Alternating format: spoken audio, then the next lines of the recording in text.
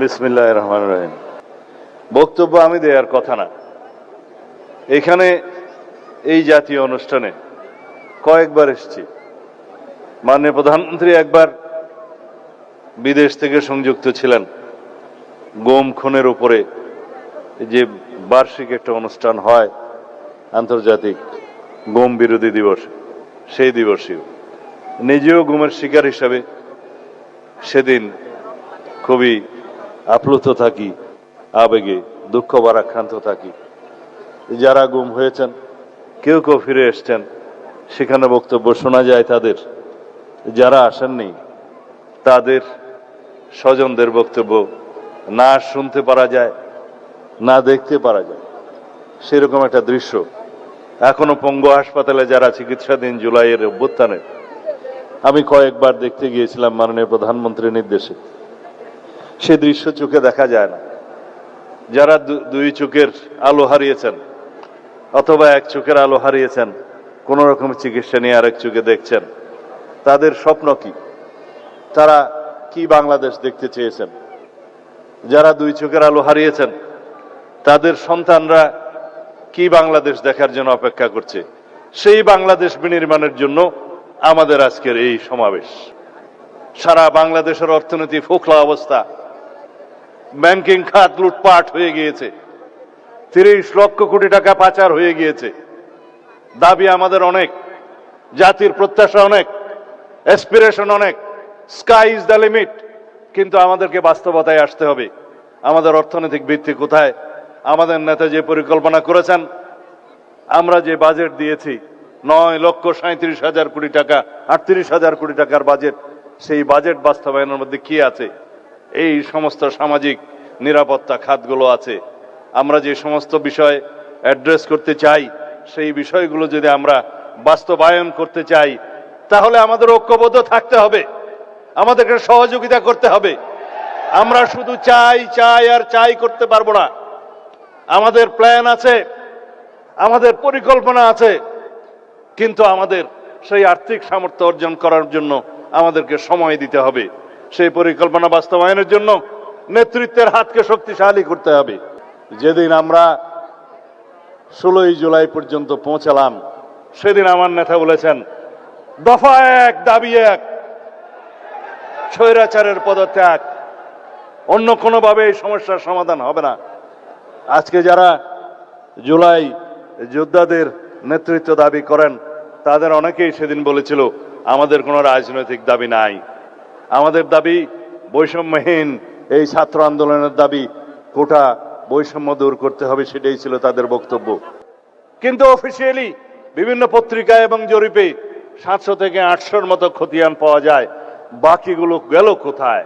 কারণ শহীদের খতিয়ান হসপিটাল রক্ষা করতে পারে নাই, তাদের ডকুমেন্ট পর্যন্ত গায়েব করে দেওয়া হয়েছে, তাদেরকে দাফন করা হয়েছে যেন বেওয়ারিশ লাশ হিসেবে।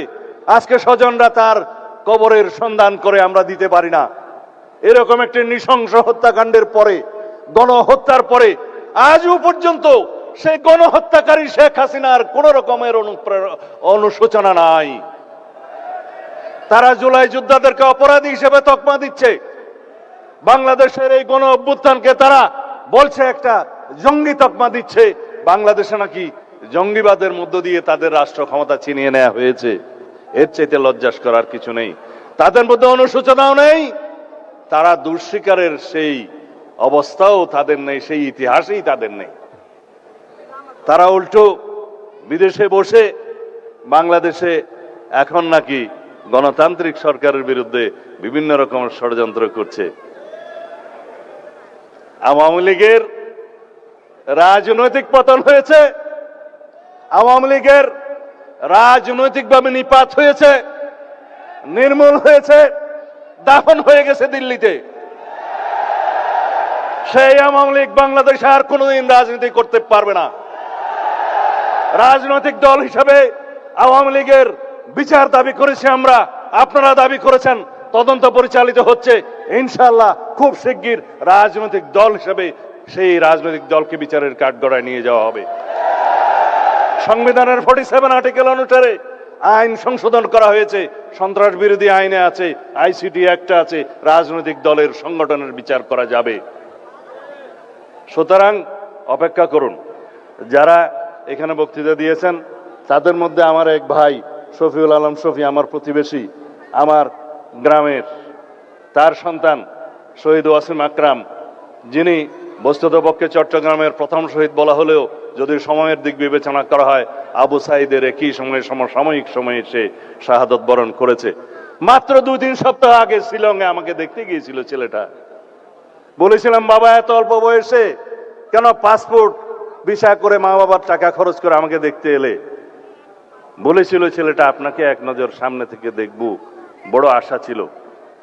ছবি তুলল, পাসপোর্ট কি যেন ফেসবুকের প্রোফাইলে সেই ছবিটা দিল।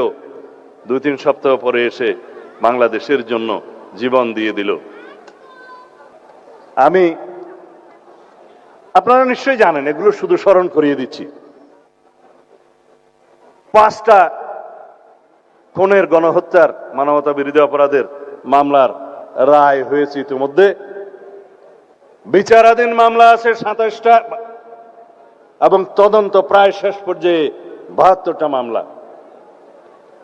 শহীদ আবু সাইদের মামলায়, প্রথম মামলায় 2 জনের ফাঁসি হয়েছে। ভাইস চ্যান্সেলর সহ সেই বিশ্ববিদ্যালয়ের অন্যান্যদের বিভিন্ন মেয়াদে সাজা হয়েছে। প্রথম মামলার রায় হয়েছে গণহত্যার। আপনারা সবাই জানেন, শেখ হাসিনা, তার সাবেক স্বরাষ্ট্রমন্ত্রী আসাদুজ্জামান কামাল, তাদের ফাঁসি হয়েছে, ফাঁসির আদেশ হয়েছে। তৎকালীন আইজিপি মামুন রাজসাক্ষী হওয়ার কারণে তার সাজা কম হয়েছে, তবে সাজা হয়েছে। আশুলিয়ায় লাশ পোড়ানো হত্যা মামলার 2 জনের ফাঁসি হয়েছে। ওখানে সাবেক একজন স্বৈরাচারের 200 এমপি আছে, ওসি আছে, ডিআইজি সহ অন্যান্যদের যাবজ্জীবন সহ বিভিন্ন মেয়াদে সাজা হয়েছে। চানকারপুলের হত্যা মামলার ফাঁসি হয়েছে তৎকালীন স্বৈরাচারের 200 পুলিশ কমিশনার হাবিব এবং জয়েন্ট কমিশনার সুদীপ্ত, তাদের ফাঁসির আদেশ হয়েছে। অন্যান্যদের বিভিন্ন মেয়াদে সাজা হয়েছে।